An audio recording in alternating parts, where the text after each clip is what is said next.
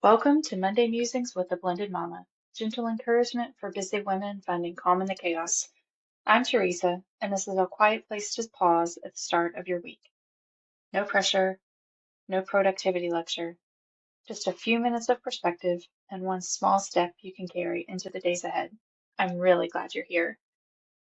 Now, this week I've been thinking about something kind of sneaky, not doing the wrong things, but doing the right things in the wrong order. Because sometimes the stress isn't the task itself, it's the sequence. And this was something we covered in book club as we were reading The Lazy Genius Way by Kendra Adachi, and it definitely shows up in my life. Most mornings, if I'm not careful and intentional, I'll grab my phone first, which means I'm looking at email, I'm looking at Facebook messages, then I'm checking the notifications in Facebook to see what I missed after I went to bed last night. And then within about 90 seconds, I'm no longer leading my morning. I'm reacting to what's on the screen. Somebody needs something. I have a message that needs a response. I have an email that sparks a follow-up.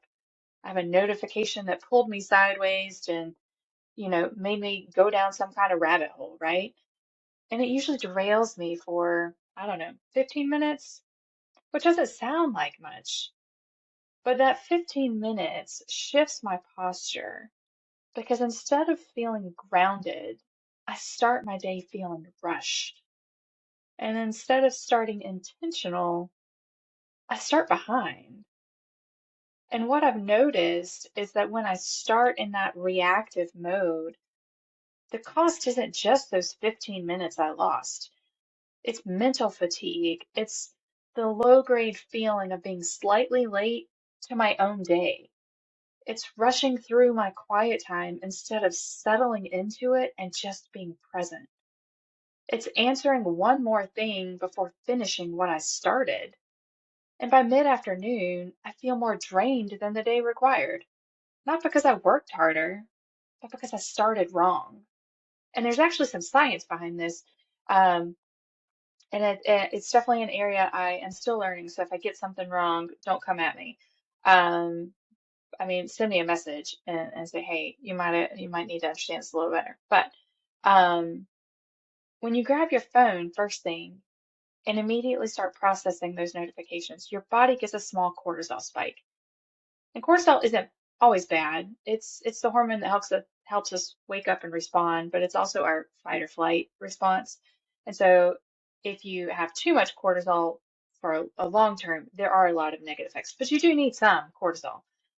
You just don't want it to stay there for forever. And I feel like right now I might be like in a high cortisol stage with all of the things that life is throwing at me. But anyway, let me get back to where I was.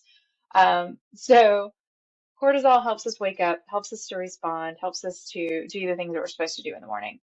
But when your first conscious act of the day is reacting to those external demands, your nervous system interprets that as urgency.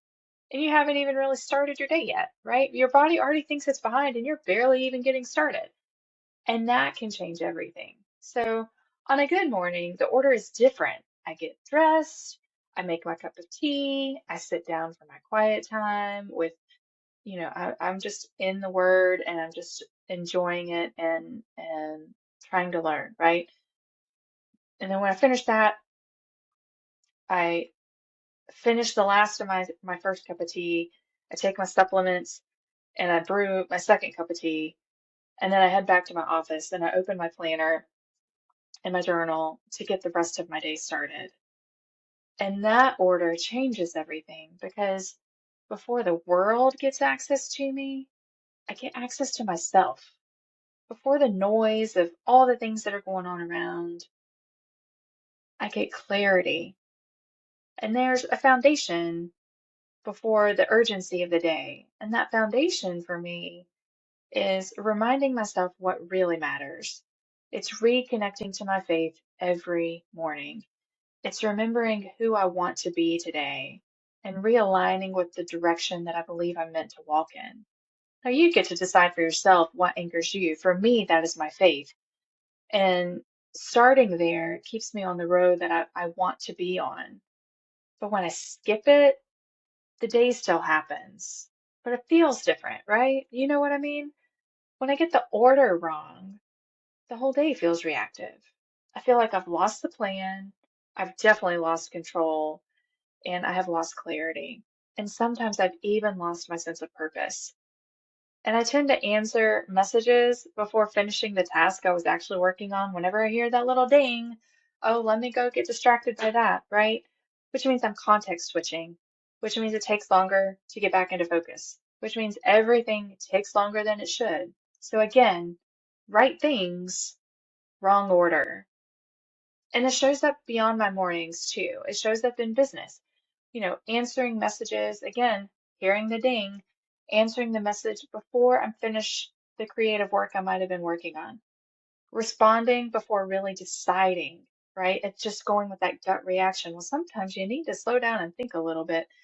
And sometimes it's solving those small administrative tasks and getting them knocked out of the way before really thinking about the bigger direction. And then I end up having to redo things, right? And it can show up at home too. So maybe that's running errands before checking what's actually needed. Remember those like 10 tubes of toothpaste I talked about a few episodes back? And sometimes that's saying yes before checking actual capacity. The tasks themselves aren't wrong, but the order is. And order creates relief. That's why Sunday planning matters so much for me. So usually Sunday afternoons, sometimes it's even after dinner. I really prefer to do it in the afternoon because frankly, after dinner, my brain is mush. But on Sundays, I try to take 15, maybe 20 minutes to create my weekly layout in my journal. Now, for me, my journal is my planner, my journal, and memory keeper all in one thing, right? So it's one space for all the things. But I map out the week. I highlight my priorities, right? We talked about that. I identify what matters most. So when I sit down on Monday morning after I've had my first cup of tea and done my quiet time, and I've got my second cup of tea in hand or now on my desk, when I sit down on Monday morning and open my planner, I'm not asking, what am I supposed to be doing today? Because I already decided the night before. But when I skip that Sunday planning or when time just doesn't allow for it, my Mondays feel so scattered. It takes me longer to figure out what needs my attention, and I spend energy instead of just doing the thing. Um, I'm deciding what I need to be doing instead of just doing. And when I don't know what's essential, everything competes equally, and it just is like all this noise coming at me, and I have to figure out which one is the loudest, or which one is the highest priority, or which one is going to get my attention right now, right? So when I don't know what's essential, everything is competing. Weekly before daily, foundation before urgency, clarity before reaction. And there's a reason that seek first is such a powerful concept. And it's not because everything doesn't matter, but because order matters. When I put grounding first, when I put my reflection first, when I put planning first, everything else has a container. When I don't, everything definitely spills out. So here's what I want you to consider this week. What have you been solving first that doesn't actually belong first? What would it look like to choose your foundation before opening the noise? Maybe that's faith for you. Maybe that's journaling. Maybe that's simply sitting with your cup of tea before touching your phone. Order isn't about perfection, it's about alignment, and alignment reduces exhaustion. If this episode gave you something steady to think about, follow the show so you don't miss what's next. And check the show notes for links to our free online community where we can continue this conversation. Information on our next book club. We're going to be reading Find Your People by Jenny Allen and my favorite planning tools. If you'd like some weekly encouragement and practical planning insights delivered straight to your inbox, you can join my email list using the link in the show notes as well. You don't have to build better rhythms alone. Until next time, friend, keep planning with purpose, coordinate that chaos, and I'll be back next Monday with more musings.